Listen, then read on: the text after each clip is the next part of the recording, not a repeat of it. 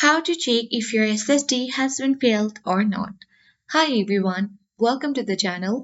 This is Rose, and without further ado, let's dive right into the video. First of all, there might be different signs of SSD failure. So the first sign of SSD failure is when you get a warning in the disk and volumes utility. The tools will show you the overall health of your SSD, its lifespan, and even its current temperature. To access it, simply search for disks and volumes in the taskbar and it will take you directly to the utility.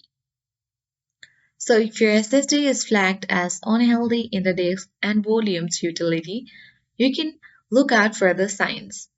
Crashes during boot. If your SSD has unreadable areas and those areas contains the boot record or volume data, your system may not boot correctly. Second is simply SSD not reading or saving files properly. If files aren't moving correctly, it's a major warning sign.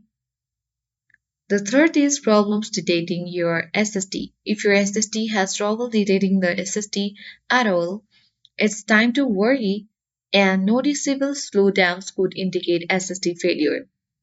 What to do if your SSD has been failed?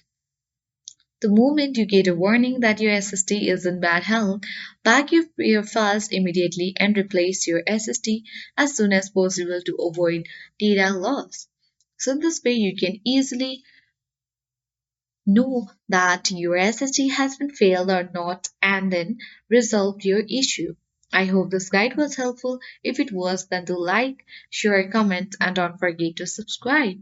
Thank you for watching and see you in the next video.